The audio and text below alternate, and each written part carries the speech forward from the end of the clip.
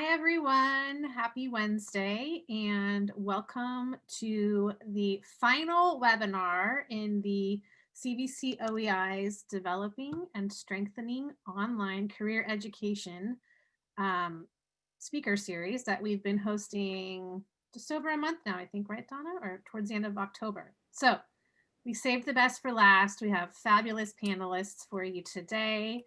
So before we get started, Donna, if you can advance to the next slide.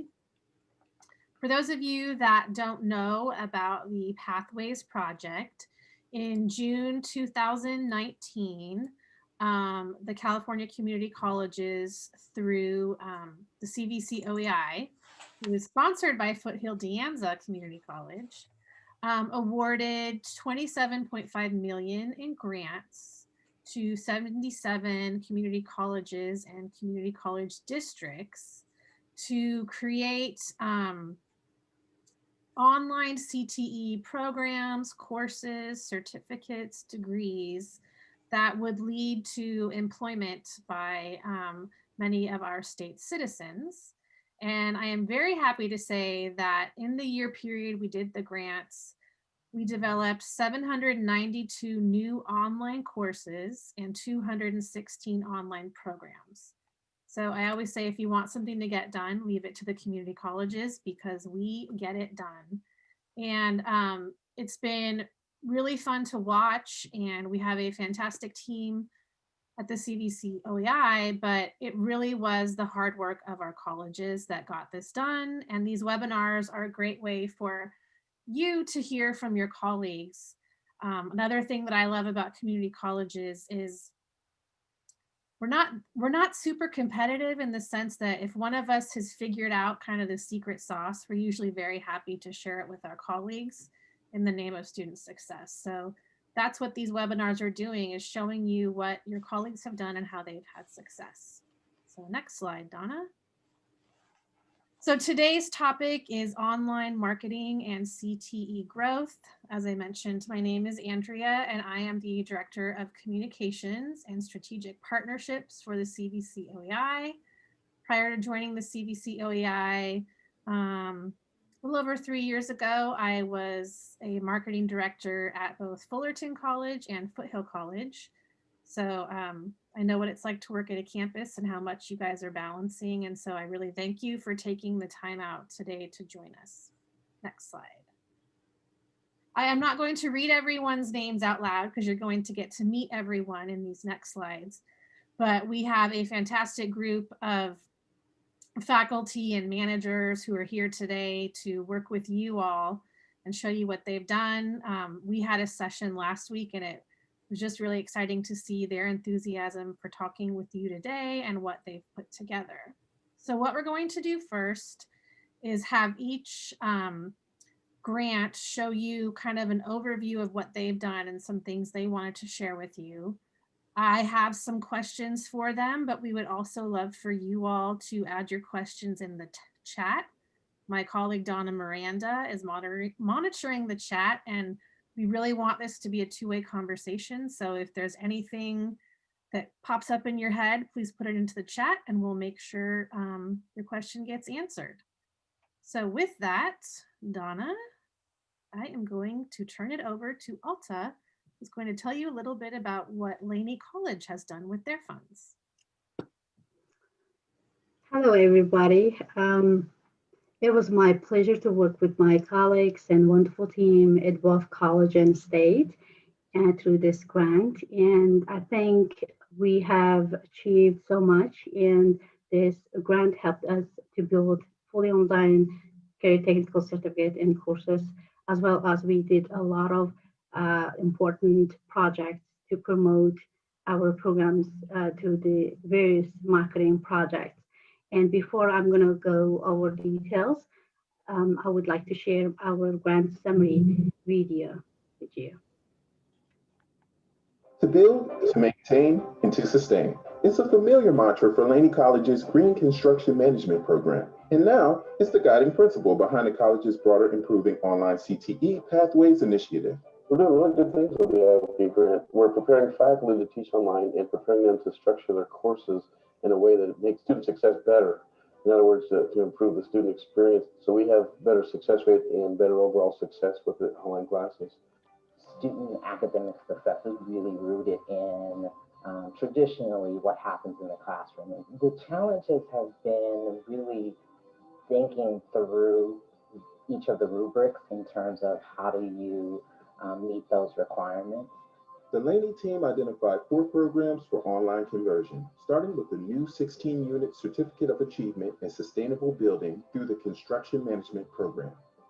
With the OEI course design rubric and the Peralta District Online Equity rubric providing a structure for course alignment, Laney continued to look into the future, beginning conversion work for online courses in business management and supervision, legal community interpreting, and English to speakers of other languages. A lot of our students with their English limitations might be in entry-level jobs, and as they're learning more English, they still might not be ready to take the leap for like a certificate or even an AA degree. So the idea is to help build a bridge for them so that when they do decide to take these courses, they'll feel confident. I believe these online classes is providing them the opportunity to improve their communication skills. They also have an opportunity to enhance their technical or computer skills. So a lot of skills that are needed or required in their particular industry are skills they're able to develop or enhance online. Progress has been steady, with all 4 identified CTE programs taking bold steps to full online conversion. The business department forged critical partnerships with Alameda County, East Bay Municipal Utility Districts, and Union Bank to deliver unique online pathways to jobs. Meanwhile, ESOL bolstered its efforts to bridge online courses with real-world careers, laying the foundation for online courses in job search vocabulary and business management. We're putting the content and the concepts into the course while at the same time checking everything off against those 2 rubrics to make sure that there is alignment. There's constant interaction back and forth and checking that the faculty members are checked in with student progress, that the students feel connected even though they're in an online environment. Students will have a better experience in the class, and the information will get to the students, and you'll have better student success. And for Laney College, sustained student success is what it's all about. All right, so you just watched the overview of what we have done, and at the beginning of the stage, we concentrated mostly on curriculum design, and then we moved on to the marketing projects to promote our newly developed and updated courses and programs. So here we did completed the several different projects in the marketing and mailers. We have sent mailers and weekly email blasts. We also try to reach out the community through the social media, Facebook and Instagram, Spotify and Twitter, as well as we also use the radio ad, and also we use the specific TV station and billboard, digital and print billboards. Due to the COVID, we had actually extended, we offered the discounts because we were excited to have our nice billboards around the Freeway 80, but then during the COVID, it was little ineffective. So we asked more discounts, and which was great. And next slide. So how our college public information officer helped us is really, it was key, and it was very crucial and important role in launching all of our marketing campaigns and projects to promote our updated fully online CTE courses and programs. And she helped us to hire a graphic designer to create this Ignite Your Passion, this postcard, to use the mailers, as well as she created the weekly emails content. And she also used the social media campaign platforms to launch the campaigns. And we have reached many users, and we have received thousands of impressions and thousands of clicks. And then she also worked with us to create a verbiage and made the voiceover for the radio ad.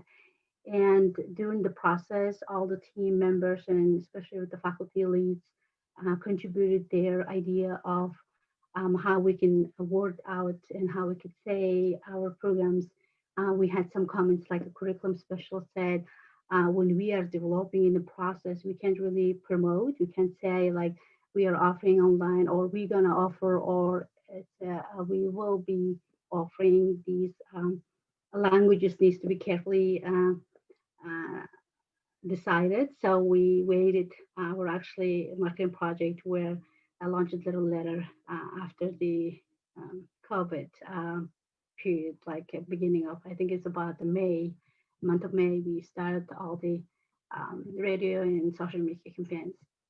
Next slide, please. Um, and then our the key, another highlight of our grant was that we focused on ESOL students and how we can promote our programs to all students. And we worked with the ESOL faculty members closely and to design bridge courses, both mirrored with credit or non-credit options. And we believe that these pathways for immigrant students to prepare for jobs beyond entry level, and that will increase their earning potential and eventually the quality of life. And they also concentrated on teaching ESO students the industry-specific vocabulary and career exploration concepts to prepare students to enroll in CTE courses. They also provided technical skills to prepare the students to succeed in non-ESOL online courses. And we also partnered with the Asian Pacific American Student Success Program to launch the TV ad in different languages. So we targeted the Chinese, Mandarin, Cantonese, and Vietnamese, and we received thousands of impressions as well. And we also created the Spanish and English marketing materials, as you see the mailers in Spanish. We also used the resources to expand our outreach service through these tutoring services on top college. Next slide, please. Thank you very much. All right, I am now going to kick it over to Roger and Reagan from Porterville, and they're going to share a little bit about their program and projects. Absolutely, absolutely. Just to go really briefly into Porterville College and our project in general. So Porterville College, our project title was Porterville College Online Career Ready. Porterville College really focused on improving existing online certificates, credentials, and programs that we currently had on campus, and we revamped 6 different certificates. So our accounting job skills certificate, our administration of justice certificate of achievement, our basic computing job skills certificate, our child development teacher permit certificate of achievement, our entrepreneurship job skills certificate, and our customer service academy job certificate were the 6 that we worked on for this particular project. We're going to go into a little bit more about our marketing in particular, because we like to call our campus a non-online college when we first started this particular grant opportunity. So next slide. Okay. So yeah, that's very well put, Reagan. Thank you. I think not only we thought we were non-online, it's COVID has taught us very, very large lessons. But one of the things that we deal with, or several of the things that we deal with here at Porterville College, is we're sort of a unique proposition in marketing, because we are generally landlocked. So we're far enough away from major cities. Porterville is around 50,000 citizens, but we're far enough away from major cities where we really don't have a strong media presence of any kind. We're too far from Visalia, Fresno for them to cover us with any news or anything like that. Same thing with Bakersfield. It's sort of this desert in the middle of the valley. And what that does, it makes it a little hard to figure out how to get to our potential customers with measurable results. We have a newspaper here in town, a small newspaper. Traditionally, newspapers very low on return on investment. You don't really get a lot back, and it doesn't really feed a lot of the people that we're looking for through the paper itself. And it's not a very active paper, so they don't really do. It's very syndicated. They use a lot of syndicated stuff and things of that nature. So we had to come up with some ways to really find some new methods to market. So if you can go to the next slide, please. So we really had to look for some new measurables, new ways to pull in data. Every marketing method that we've used in the past, and really this was the case even in my prior existences in other schools and places, is it's really hard to measure something like a billboard sometimes, or a newspaper ad. You don't really get that direct connection back into the action, right? We don't see if they're registering because of this ad. We actually, luckily, through search and through some contacts I actually have in Bakersfield, there's some companies that are branching out and building this new geofencing and geotargeting approach. And basically it's that frightening marketing that we've all thought of, my entire marketing career. I wished we could do this stuff and we can do it now. And every time I tell somebody about it, they get a little scared because it's actually called geoconquesting. And what it is basically they utilize data from people's cell phones, from their uses on the internet, from all over the place to really get a good handle on who they are, where they are, what they're doing. And it follows you. If you've ever seen those ads, for Amazon, on your websites, when I was just talking about that and it popped up. This is the kind of thing that we sort of based the beginning of this campaign on. That geofencing and geotargeting, BARC, which is behavioral and retargeting. That's something that takes that data that we get from the geofencing, and you're actually retargeting people so that if they don't hit your ad in the first place, it keeps after them and it tries to find out who the best customers or potential customers are. We did use Spotify, which is again a growing method, and it works pretty well for us. And we also utilized what we would call local TV to provide digital OTT, which is basically television delivery through internet methods. So things like Roku devices and PlayStations. The thing that's good about that for us is we are not allowed, I can't really put an ad in Fresno or Bakersfield for many reasons. One reason is we have a sister school in Bakersfield. I can't, they don't like when I advertise in Bakersfield. And in Fresno, the same thing is there's district boundaries and there's college boundaries. So we want to make sure that we're not encroaching on other people's areas. So what Compulse does is that really helps us target specifically to our area. So it uses the same type of methods that geofencing uses, but for television. And then we also employed something that was a really great idea before the COVID shutdown. And I still think it's a great idea. It's just going to take a little time to grow, I believe. But we are using a service called Carvertize, which is basically our way of wrapping buses. We don't have a lot of buses to wrap here in town. What we do is actually pay students to have their own cars wrapped, so that when they're going back and forth to school, you have that service of the student, and you also have that message that's in line. It's actually a more targeted area than your bus wraps, because they're going back and forth to school. The other nice component of this is it actually comes with a built-in street team, because what they do is we train the students to actually talk about the programs. So they have material, they have flyers, they have things that they can hand to people when they see them at the gas station, and somebody comes up and goes, "Hey, what, your car looks pretty cool. What's that about?" So that's what that does. Next slide, please.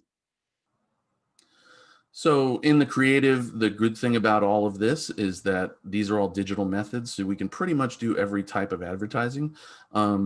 Again, our goal was to focus on the idea of career education. It's almost a reintroduction here in Porterville, because we're sort of, online education, career education, and our tagline is change your future. The idea of making a difference for yourself by choosing to come to community college.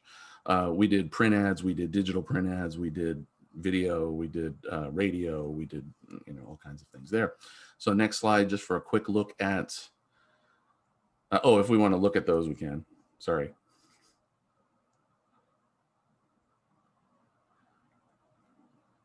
Yeah, there we go. That's good. Just for a quick look on our returns on investment from the marketing standpoint, we had over 425 monthly impressions, and we average about 1,700 click-throughs to our website per month. Now, the difference in a click through and a view through, and there's two different metrics that we use.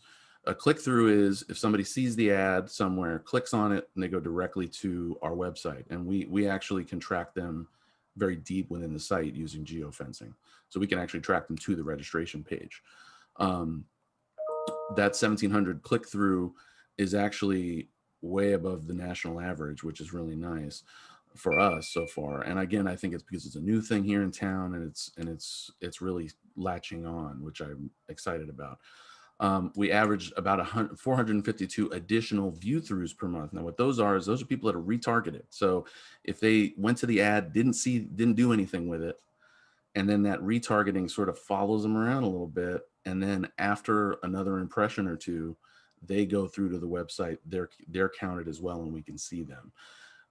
A really nice thing when we get out of COVID will be that we can actually follow people through GPS into our facility. So we can also track in-person registration versus online registration. We can do all kinds of really nice things in that respect.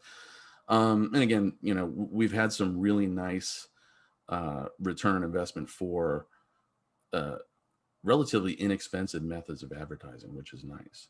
So, all right, any question? Oh, go ahead, sorry. Oh, I just wanted to say, from a non-online school to advertising juggernaut online. And COVID, you know, I'd like to take all the credit, but, you know, COVID kind of forces us in a direction. And for us, luckily, this is one positive that we can take out of this experience is it really sort of forced us to think in a new way. It forced us to look for these measurable methods.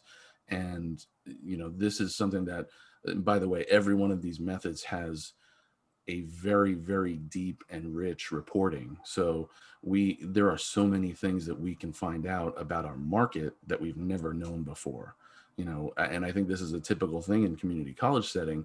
We always, you know, we all have very strong institutional research, right? So we know what's going on inside of our institutions, but a lot of times we don't really know very much about what's going on in our market. So we don't really know what we need to develop, and that's what this helps us start to develop here. And so far it's been a lot of data. So. Yeah, I had written a note, so to echo what Roger said, the days of, you know, when you just did an ad and they would tell you, oh, we estimate, you know, 2,000 will see this. You can now really drill down and even get demographics. So if you're not already working with your marketing office, they'll be able to make sure that when you report on this, you're actually able to show statistics of who saw it, what did they do with it, and what are some of their statistics. And something else that the state chancellor's office participated in a national survey. It comes out every 2 years, I think, called the Media Preferences Survey. And all community colleges have access to it. And that's what tells you what are your students watching, looking at, doing. So that's very helpful if you're going to advertise on radio or TV. So I also encourage you to look into that. But next slide, Donna. We will now move on to our colleagues at Coast. Stephanie is representing the entire Coast Community College District. It's the big one. So pressure's on, Stephanie. Great. Hi, everybody. It's a pleasure to be here. So I'm Stephanie Fager. I'm a project director for a couple of our strong workforce projects and expanding into the work with the online pathways work. So part of the work that Coast really wanted to engage in, kind of giving an overview of the type of work, was to really kind of build capacity across the 3 colleges. We're a multi-college district, and Coastline is a college that has a really deep bench in their online programs. They're known throughout the state. They have a lot of great faculty and great programs and courses in terms of online. Golden West and Orange Coast College are also kind of coming on, but they really wanted to build up their capacity, get more techniques and get more kinds of tools in the hands of their faculty. So what we did is we developed professional development using a master template for these courses. initiated not only online courses, but a lot of the faculty wanted to kind of implement hybrid models as well. So, you know, for those programs that don't go fully online, they're really kind of moving in that direction. But, you know, building that capacity across the campuses and, you know, to kind of that kind of collaboration. So we've built programs. A real key program has been in the IT and broadening that work in ICT in terms of management, data visualization, supply chain management. So there's been kind of a core group of courses that have really kind of come together in building that. And then we've built areas, business marketing, business development. We've also built in fashion and interior design. So there's a lot of work that's being kind of generated through this. So in terms of the marketing approach, and we can go to the next slide. One of the things that we've done is developed both videos, and I'll tell you a little bit about that, but a key part of what we've done is developed what we're calling these coast hub sites. And here what we're using, you know, I think as Roger mentioned, this whole geo-enabled kind of approach is something that we're really looking at building onto. So here, what we want to do is kind of transform the ways that we're engaging and collaborating with our community. And that was a kind of a key part of this. So part of the challenges I think that CTE programs have is, especially well in our district, is that there's so much marketing that's going on just in kind of the general programs that CTE often gets overlooked. So we wanted to kind of get the CTE programs in the driver's seat to really develop some of the work that kind of goes with, you know, their knowledge of their partners and their, you know, the people that they want to reach out to. So we're using something that Esri, the company out of Redlands, California, has developed called hub sites. And we're kind of branding these for the Coast District, and then they can be deployed at the colleges to really use that as their own kind of tool. So what we're thinking, our kind of approach to this was not viewing people who are interested in online courses in a kind of a predetermined way, i.e. students, but really thinking about people more holistically and looking at these, you know, students as part of a community. And we think that's a kind of an opening that will really kind of resonate with people. So we want to align some of the key priorities that we have, the outreach with the online programs, enable the programs themselves to really kind of generate some of the content and engage some of their stakeholders. And we also want to be able to have these hub sites be cloned and customized for each college. So to the next slide. So these are some of the videos. What we did with the videos is we created a template that we use to kind of tell the story of each of the programs. So whether it's in fashion or IT or business, we kind of had a template where we reached out to the faculty, did some interviewing, kind of got their information. So what we have now is a really nice package.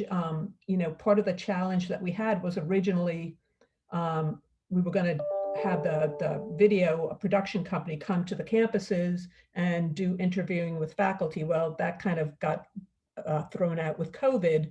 And so what we've done instead is, I think, kind of done a workaround that really works, because now we have a template that gets to tell the story. They're really building kind of a look at the types of skills that students are gaining through these programs, and what the next step is into entry-level jobs and what that career path might look like. So it's not just kind of focused on one point in time, really kind of expanding the opportunity and building our base so that students can start to see what these programs offer and come back to the colleges to, you know, take additional courses or upskill.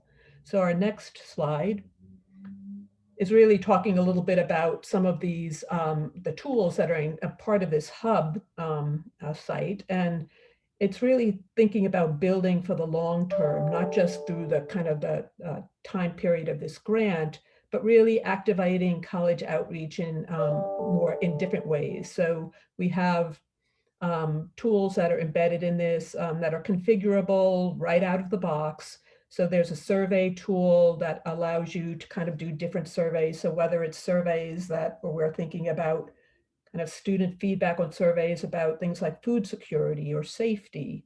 We can also reach out to our business partners and talk to them about job opportunities and what they see as kind of the in-demand skills that they want us to focus on.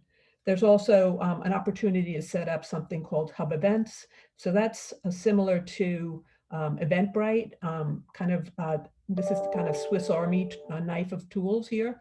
And it allows you to kind of manage these events. And, we're thinking about small focused events where a faculty member could do a 5 to 10 minute introduction about a course or a program and kind of build in that user base that we're collecting to be able to distribute those emails and get people interested and excited about potentially taking courses. And then there's a variety of tools. There's dashboards. There's also story maps that kind of help tell the story. So it's really kind of generating an ongoing marketing presence within these CTE programs so that they don't have to kind of be sort of to the side. They can really help drive their own work. And then the next slide. As I was saying, we're really interested in exploring our data and exploring our data from kind of a regional perspective. And I think these geospatial tools can really do a good job in helping us capture that student journey from education to the workforce. And, we know that people who are taking online CTE programs really have a wide range of things that they're doing in their daily lives. And, the more that we can provide tools and resources to inform them about community services or things like cost of living or just tools for getting around, we think we can build kind of our hub that's a more engaged group of people that are really working with us on this online initiative and seeing this as a source of information. So the next slide takes us to some examples. So here what you're seeing is on this top frame on the right, you're seeing some of the community services. So there are services around COVID testing sites. You can put those on the map. You can put on farmers markets. You can put on parks and recreation. You can put on health center sites. So there's a whole variety of resources that you can put in there. And then in the center, you see on the right, the dashboard that we've created around using the labor market information. So we're looking at a variety of different configurations using the Chancellor's Office, the State Chancellor's Office, and the EDD data around living wage to be able to provide that information for students. So when you're thinking about student support services and online programs, this is something that you could point students to or work with them around to be able to see, okay, I'm a single parent with 2 children. What do I really need to be thinking about in terms of living wage and budgeting? So, and then on the bottom, there's information about our region, things like occupations, major occupations. There's a lot of different kinds of maps that we can draw upon from the Esri Living Atlas that really helps to tell that story. So I think that's the last slide. Is there one more? There's a video. I don't know how we're doing in terms of time. Yeah, we're gonna skip the video, Stephanie, for now, but we will make sure, as we said, we're gonna share the slides and we'll make sure we get this up so you can all watch it because it is great. So thank you very much. Thank you, Andrea. All right, Donna, next slide. And so now we are going to move over to MERRITT College, also part of Peralta. So Rick, take it away. Hello, everyone. My name is Rick Ramos. I'm recently retired Dean of Allied Health and Public Safety at MERRITT. Little did I know I would be coming back 6 months later, right on the date that STIRS said I could come back to handle a grant that I had written prior to my departure. A lot of what my colleagues have been talking about, we are doing the same thing at MERRITT, so I'm not going to bore you with that in regard to having a very comprehensive and robust, we're calling it the MERRITT Hub. It's interesting that that seems to be the way it goes.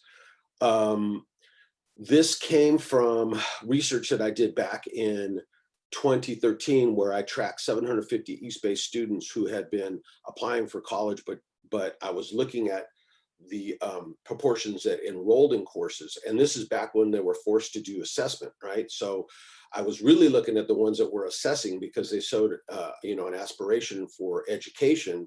And from that group, the ones that did not enroll, I actually called them up on the phone and I went through an interview process, and I got over 50% of them to talk to me. And from that data, I had been carrying that data around for a while, and I came to MERRITT in 2017, and I decided to try to do something about the fact that many of the students, first of all, there was this big disproportional number that did not enroll based upon, when you looked at it, there were first generation college students of color mostly. They didn't enroll at a high rate as their white counterparts or students. And so most of it was because they needed to really contact somebody for some advice. And many of them said that if they had had the advice online, they would have been more apt to move forward. So in the last, starting in fall of 2019, we invested in developing a hub. I knew what I wanted, and I met with a company called legacy1media.com. And I wanted it to look like Netflix. I wanted it to be something that students were used to navigating. And I wanted to have labor market data in there. I wanted to have information on the program in there. I wanted to have contact with faculty. I wanted it to be welcoming. And I wanted to also be able to make them, if possible, for them to contact counselors and for counselors to contact them. So Legacy One developed this hub for us. And the hub does the same thing, does the geo-tracking. And, you know, we created really low friction for them to get into the hub. They share an email with us. And at that point, they automatically start to get on a drip marketing cycle, they start to get information ongoing. And so once you get them in there, then you can up the ante and do surveys, as Stephanie was talking about, and I believe Roger was talking about. You know, you could survey them and see if you're getting a return on investment on your particular endeavors, because we don't know. You could spend a lot of money on something and not know what's going on. So I'm going to talk more about just the marketing, and I'm going to show a short video on the hub. It's something that our president was really behind, and it shows him welcoming the student, and it'll show you a quick overview of the hub. And then we don't have a public information officer at MERRITT. And so what that meant was that I had to hustle and really I'm a professional musician. I called in a whole bunch of favors and got guys to give me music and things that they had that we could piece together into the audio tracks for a very comprehensive radio ad campaign locally here in Oakland. And we also developed ads to be used on social media. I don't know about you guys, but because of COVID, we didn't know that we were going to have very many courses offered in fall. And one of the things I reported to the grant was that we were really targeting to start in spring, because it was just we didn't know if we were hearing about all these big cuts, so they were scared to add any courses or new things. Overview of the program. Boy, was I optimistic. 44 courses, new courses, 122 units. We finished 42. We looks like we're going to be on board to finish 42. Only 2 dropped out. A whole program dropped out somewhere after I retired, and a whole nother program I talked them into coming in. We have computer information services with project management. That's really hot here in the Bay Area. Bio-Sci, we're doing a histotech program. I don't know if you know what that means, but they basically slice like tumors, a little piece of a tumor off, put it on a slide, and then look to see whether or not it's cancerous using various sorts of chemicals that they put in. Early childhood business, we're working with Facebook. We're doing a digital marketing campaign. EMT, what else? Counseling, did a really great course on just career exploration. We have a fire academy with Oakland Fire Department, so we did the whole fire AS transfer degree and certificate of achievement. And medical assisting, our advisory board asked for a health navigator program, and we figured we might as well just do the whole thing from scratch online, because you know we're not going to be able to do anything live for a minute. And then we did both medical assisting, both clinical and administrative. You can switch slides, please. So the 3-part plan to advertise was to just stay with 3 things, keep it easy. I wouldn't have had this money. I'm sure you guys were planning to send people to the conference in San Diego last summer. That fell through, and that left me with a big pot of money because I had like 40 faculty that I was supposed to try to send. So we just try to keep it simple. And we're completing a total of 10 videos for Facebook ads, and you'll see one of them in a second. KBLX Radio is like the real popular radio station here in Oakland, Berkeley area. And they came to me with this integrated campaign, which there's just no way I could have done this myself. So it's a total of 148 30-second spots, very concentrated across the next 28 days. They're doing their own social media campaign for us, where they're again, this is the monthly impressions are like 416,000. I don't know what that means as far as, you know, we'll see what we get with people coming into the hub. The good thing about the hub is we're able to catch the data, and we'll be able to see later on with a follow-up survey who came to us for whatever reason. They're sending out 50,000 emails to they have a group of followers, and the actual disc jockeys in the morning are going to make us part of their program over the next 28 days. And then we bought the 2 biggest billboards in Oakland, which are down near the Oakland Coliseum, one going north, one going south. We're going to get like 2 million views over a month. It's crazy. So I just went through a quick negotiation with those folks last week. We start that next Monday, and they gave me a quick class on the psychology of 6-second ads, because these things go up for 6 seconds and roll, and you have to show exactly where you want to send the people, because they may only see it for a fraction of a second. They have to see things that are important, and I'll talk about what I put up there in a minute. We can go to the next slide, please. So this first, these are 2 videos. The first Rick, one is— I have to interrupt. We're not going to have time to show the videos, but like Stephanie's, we'll make sure. Okay, so then I'll just, when you're talking about the hub is going to look like, it looks like Netflix. It looks like, you know, when you look at a movie, you have a trailer with a short movie that introduces the film to you. There's labor market data that's in there. We have some career coach data that's in there. We have faculty in there. There's a couple that have some student testimonials. But the big thing that's important is it connects to counselors. And part of what we did was I braided we put up the money to get the programming and get the hub rolling, partially with strong workforce money. But this was not going to work unless I could sell the faculty and our strong workforce folks on making sure that we had adequate counselors who could reel in the students. So when a counselor comes in on Monday, they'll have a list of students that have come in, and they can connect to them with just one push. The 2.0 version of the hub will be coming out in February, and that's going to be all based on phone text. We're finding students are going to be more apt to read their text and reply to you than they will in an email. So we're excited about that. So this is just a copy of what the radio station is charging us, and how the ads are going to be pushed out. I didn't realize we're not going to have time for the video, so that was kind of really going to show what's going on. This is where the 2 big billboards are, and how we're going to push that out. And the last page is, and this is kind of changed. So really what it says now is it talks about counseling and financial aid for new enhanced online programs, and it has the MERRITT Hub.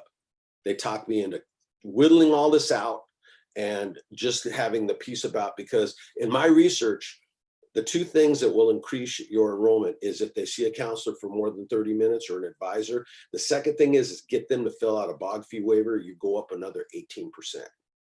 So if we could just do those 2 things, those are really important. If you could do those 2 things with students, you will increase your enrollment.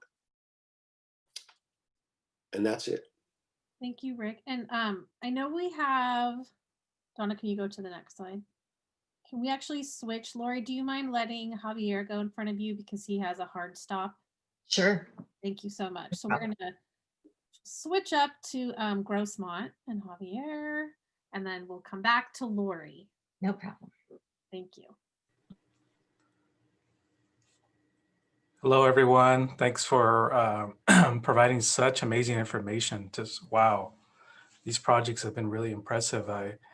I'm just amazed with all the information and best practices, and I appreciate the Prior College for letting me go next. So I'm Javier Ayala, and I'm at Grossmont College. And for those of you who don't know where Grossmont is, it's in San Diego, 10 minutes from downtown, 10 minutes east, not 10 minutes west, because if you're 10 minutes west, you're in the water. So, but if you're down here, we're 10 minutes from downtown. So next slide. So we're very thankful for this project, primarily because it allowed us to create a new program and develop our current programs. But really, prior to developing this PLC program, which I'll share a little bit more about, we didn't have this type of programming. We mostly, and really this allows us as a college to go into more of the manufacturing space, which is pretty exciting. So it allows us to expand the footprint of the types of offerings, not necessarily the number of offerings, but the types of offerings in East County, San Diego. So it's really exciting that we were able to do that with this project. So what you see in front of you is just our programs that we define as CTE, and then we also have a whole bunch of workforce certificates and workforce training that I oversee. But I'm not going to have you play that video. What is PLC? I'll just give you a thumbnail sketch. Basically, a PLC is programmable logic controller. It's basically any unit. Usually it's hardware, but really it's teaching the students, training the students to learn how to program various types of software that whether it's a manufacturing machine, it could be understanding the logic or the programming that goes into even your Internet of Things, your garage door opener. They're essentially computers, so understanding what programming goes into that. That's what students are being prepared for. And I'm happy to report that since we had this program, and because of the investment of CVC, we are the only division that's up in enrollment at our college. So a lot of it's because of the marketing, the investments, and actually in our district, we're the only one because we did lots of targeted marketing. So these two videos are ones that we developed, but we can go to the next slide. So I already talked a little bit about PLCs, but it really interfaces with our cybersecurity program as well, because you want to secure those machines and make sure that the coding is appropriate for it. So we use Python. So part of the development was developing or expanding our Python offering, which is a programming language. There's hundreds of them, but that's one that's very common for us. And we work with a lot of different partners, which I'll go into later on. But essentially, the careers, we itemize the careers for PLC. You see that, but it's not something that's one-off, but it's really integrated within the other programs. Next slide. And then one thing we really wanted to do with this program was really message the what's in it for you to our students. So lots of our collateral, our social media, our webinars, all our marketing really emphasize the what's in it for them. So next slide. And then, part of justifying for our region to make sure our COA was approved, we had to justify based on labor market information and get that approved to the regional CTE deans, and also get that whole process approved internally, get that approved for curriculum committee, submit it to curriculum through curriculum committee, the state chancellor's office or board, etc. All those things. So, it was a little scary, I will tell you, because we're not the only priority. I wish we were, but we were able to push it hard enough to make sure we were able to get that program approved. Next slide. And so some of you have touched on this already, some of the marketing points we did, a lot of what you also did. Next slide. And we did emails, we had a consistent targeted set of talking points. We used those when we got interviewed by the local media. We had several very successful events that led to media attention. And we promoted our CT programs along with the PLC. Next slide. And, a big part on this was our partners with Spay War, which is now, I forgot they changed their name, but we're very, strong Navy town. So working with the military. We have faculty who are retired military individuals, and they really helped us develop this program. And they really, joined our advisory boards, and some of them are teaching in the program. Next slide. A big part of the student outreach, and then next slide, I'll just combine these last two slides together, was really all the outreach that we did for the CTE programs and the PLC really was more targeted kind of activity. So in other words, if they participated in a webinar this summer, that information was extracted and became the basis for a campaign. If they participated in our virtual career fair, that information got extracted. And so, that's a big reason why we're up, is because lots of the students who participated, they got follow-up information. We did the social media stuff, but we really wanted to make sure it was targeted. So next slide. So similar impressions, these are very specific to the CVC grant. Next slide. And some of our partners that are hiring our students is some of the events that we use to draw in lots of the students. And then next slide.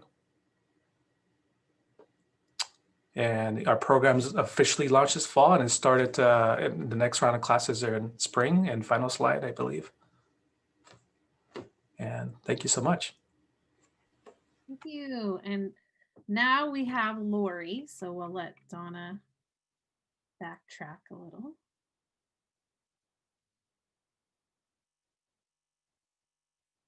We're frozen.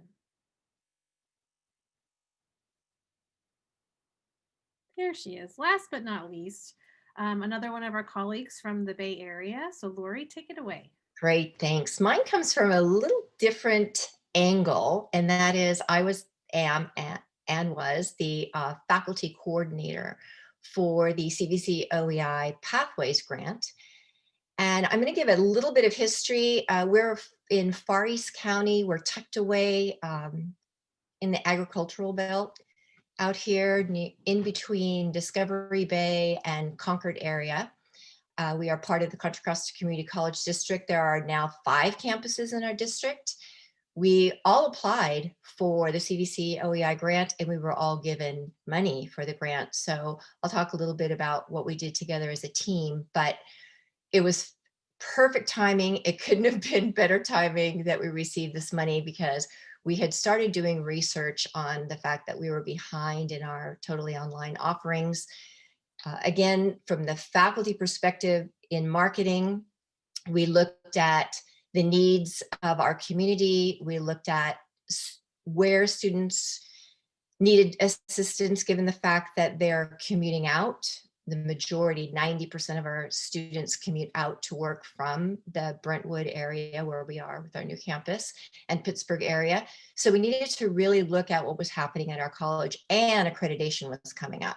So we wrote a gap study that looked at everything that was happening in distance education. We focused specifically on distance education and AAs and ASTs, NCTE certificates and programs that we could offer our community.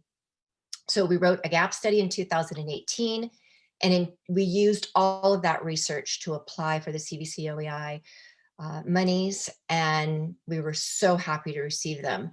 So immediately we got to work. We have created nearly 30 courses. We can pop over to the next slide, and I can show you a few of these courses that we created and the reason we created them. So we looked at the needs of our feeder community, and we noticed that given the fact that everybody commutes out and had a very hard time getting to our campus, either the Brentwood Extension campus out here or our Pittsburgh campus due to many reasons, we decided to start building out our online classes. So we chose courses that were anchor GE courses that were extremely important for completion for the new AAST's transfer degrees, and also for our CTE areas that were extremely popular. For example, we looked at journalism, Spanish, chemistry, math, English, and we chose CTE courses that anchored those associate degrees. So in tandem, our 30 course development built out a number of certificates and degrees that were the most popular on campus. So for example, our travel marketing associate's degree was fully online.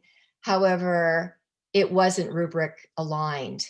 We had courses in nursing, accounting, P-Tech that were being offered in a fully online context, but they weren't aligned. So I think the key for us, for the fact that we received this money and we had done our research and we had chosen a direction, was when the money came, we could build a full infrastructure. So I think we'll pop over to the next slide. So marketing strategies, you know, I was thinking about this before coming to chat with you today. And the bottom line, as faculty member, we look at marketing and institutionalization of our courses and we say, if the course is not designed correctly, and it doesn't meet criteria for accessibility, and it doesn't have the infrastructure, then the course is not going to be successful and the marketing is not going to work. No matter how you market, if the course is not what it needs to be, it's not going to happen for the students. And we're way out here in the ag area. We work with a lot of farm working families. We're a Hispanic serving institution. We have a representation of students that have learning style distinctions. We have everything. It's just a big bucket. So one of the things we decided to do when we started building out these courses was to hire one of the best, if not the best in the nation, an accessibility professional. So we hired Heidi Lawson, she's back east. We asked her to join us as faculty to work to train us to be accessibility, I'm going to say specialists, because in the end we did become specialists. So the 30 faculty members that designed these courses for the CTE certificates, the degrees, the Associates of Arts and Associate of Science degrees, anchor courses, all became specialists in accessibility. And I believe that the research is going to show that the design and training based on the fact that we had this specialist come in and assist us, along with cvc-oei rubric, along with faculty that were passionate about their courses. I think these courses are going to be models, not just for our district, but for the state as they go towards the exchange. We had our first review for our first course about 2 weeks ago. We have a little bit of shining up to do with our rubric submission, but other than that, I think we're going to be in good shape. So I wanted to share with you that this accessibility specialist that we hired helped us not just with DSPS, but really our equity and inclusion population. Those were major themes in our district. We're developing a rubric that will thread accessibility through accessibility, the course training development, all of the pieces that we developed based on the research that showed what students need. They didn't need just those courses for graduation and just those degrees and certificates of completion to get jobs. They needed courses that were solid, that they could work through, that they had an infrastructure in tutoring, student services. We even set up a food tech distribution center at LMC. Every week they come by and they receive what they need to be successful for their courses. So I did a quick research with my research team 2 days ago to see if in fact it mattered, this work that we had started in 2018. The grant came in, saved the day. We were able to create these courses in a full training infrastructure for faculty and students and outreach to our community. But I looked at the numbers, and the retention and persistence is a huge marketing tool. If you have a wonderful, wonderful retention and persistence from semester to semester, and your courses are healthy, hearty, and students are enrolling and they're not dropping, I would say that's successful marketing on the side of course design and faculty participation. And the numbers looked really good. So from spring, when COVID hit, compared to the previous semester, there were just a few percentage points off in the research for retention and persistence. looking at this semester, we've actually done better because the CVC-oei grant, in which we developed a district-wide training, kicked in and made a difference. LMC was not part of the consortium. Our sister colleges were. We had to build a full ecosystem, and that was everything from tutoring, online counseling. We had to create that full ecosystem, test, assessment, all of it on our own. So 3 days after COVID hit, the college went fully remote. All of these pieces fell into place. Thank goodness for the grant. I'll say that for as long as I live. I've been 35 years at LMC, and I was also planning to retire before this happened. And they said, please don't. And so what we did was we were able to use all of this great work that faculty, the entire college worked to get us where we needed to be. So looking at retention and persistence was crucial for us to start planning for next semester. So in the next slide, actually the next 2 slides, you'll see our career focus magazine. So the fact that we're way out here, people really, it really matters what they get in the mail. They enjoy going to they still go to their mailbox and they grab our career focus magazine. So last year we had received the grant and we gave them a preview of our online learning, the 30 programs that we were developing, or 30 courses and the multiple CTE certificates and programs we were designing. And this semester, you can pop to the next slide.